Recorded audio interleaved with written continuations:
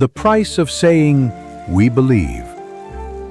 In the blistering heat of 7th century Mecca, faith had a price, and it was paid in flesh and blood.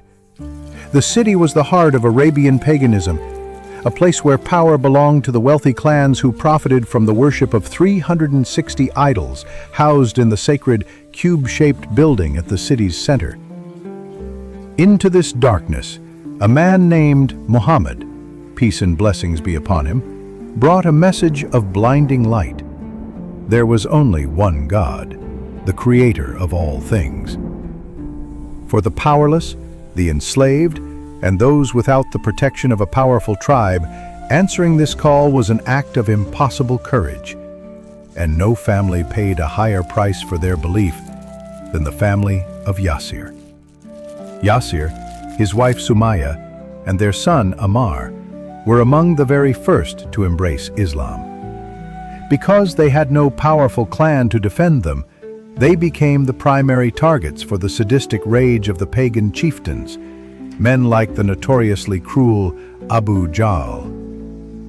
The family was dragged out to the scorched valley floor under the midday sun.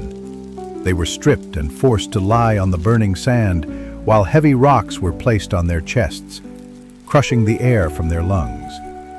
Day after day, the torture worsened. They were whipped until their backs were ribbons of flesh, branded with hot iron, and nearly drowned over and over again. The Prophet Muhammad, peace and blessings be upon him, himself protected only by the status of his uncle, could do little more than walk past their place of torment, his heart aching with sorrow. He offered them the only shield he could, a promise from a higher authority. "Be patient, O family of Yasir," he would say, his voice filled with pained compassion. "Your destination is paradise." These words were their only comfort. But patience has its limits, and so does human endurance. Yasir, an old man, was the first to succumb, dying under the relentless torture. His wife, Sumayyah, a woman of unbreakable spirit, met the taunts of Abu Jahl with defiance. Enraged, the chieftain thrust a spear through her body, making her the first martyr in the history of Islam. Ammar saw it all. He watched them murder his father. He watched them murder his mother. And then their undivided, monstrous fury turned to him. Beaten, broken, and drowned in a grief no soul should ever have to bear, he finally cracked. Under the agony, he uttered the words his torturers had been desperate to hear. A faint word of praise for their idols, a slight against the Prophet. Satisfied, they released him, leaving him a broken man in a pool of his own tears and blood. He had saved his life, but in his own mind, he had just damned his soul. The prophecy, made in dust and hope. Ammar scrambled through the streets of Mecca, a man hollowed out by grief and shame. He found the Prophet Muhammad, peace and blessings be upon him, and collapsed at his feet. "I am destroyed, O Messenger of Allah. They did not let me go until I spoke ill of you and praised their gods." The Prophet, the embodiment of divine mercy, did not scold him. He did not turn away. He gently lifted Ammar's head and asked a question that pierced through the shame. "But what is the condition of your heart?" "It is steadfast and secure in faith," Ammar whispered. A radiant smile of relief appeared on the Prophet's face. He wiped the dust and tears from Ammar's cheeks and gave him a lesson in mercy that would echo for eternity. "If they do it to you again," he said, "then you may say it again." Soon after, a verse of the Holy Quran was revealed, confirming this very principle for all time, a divine vindication sent down specifically for Ammar.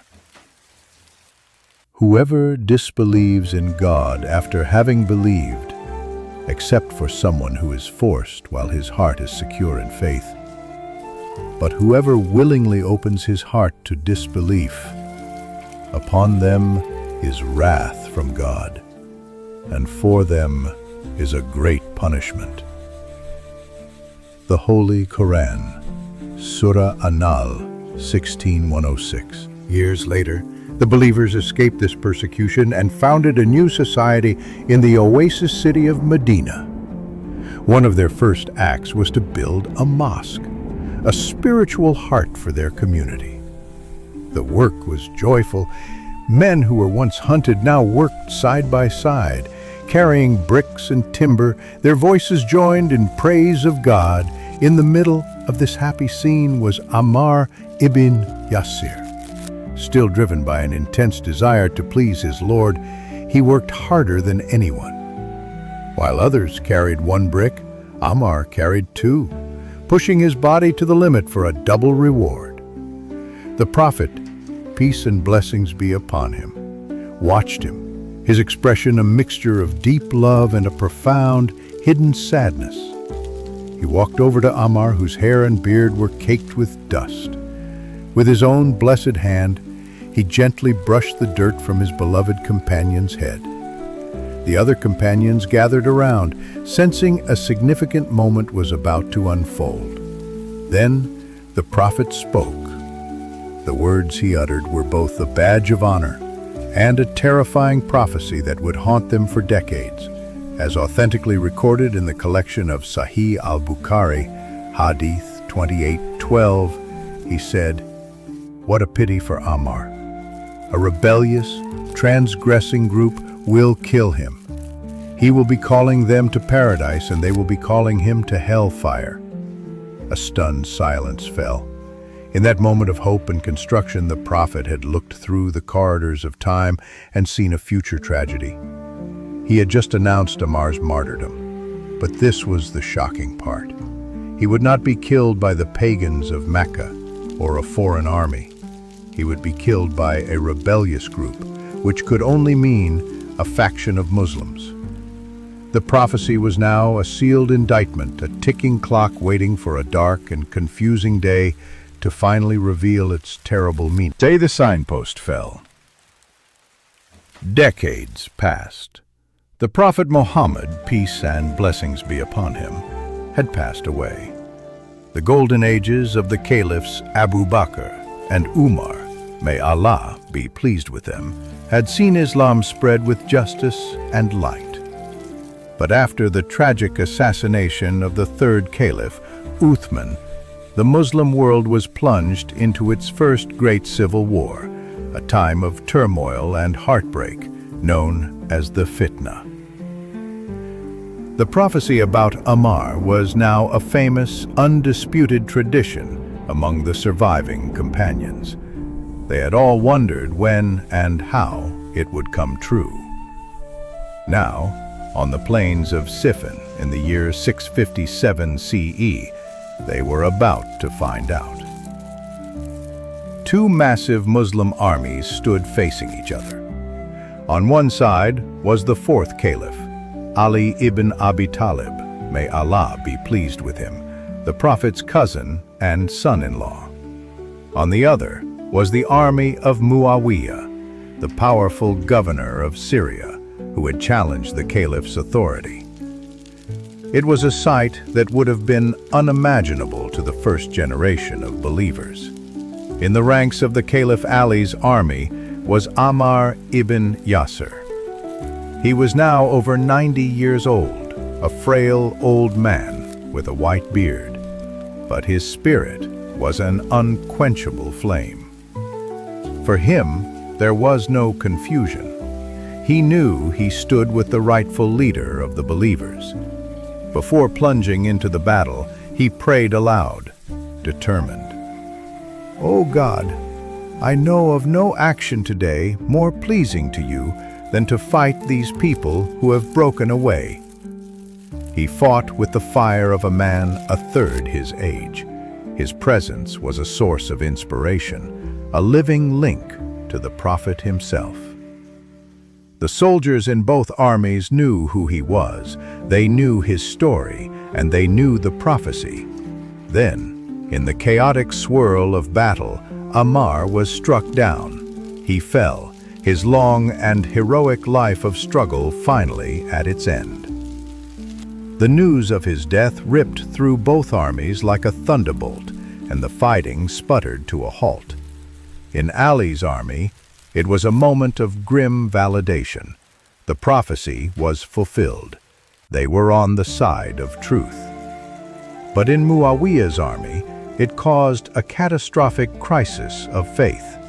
Soldiers looked at their bloody swords, then at the body of the revered companion, and remembered the Prophet's chilling words.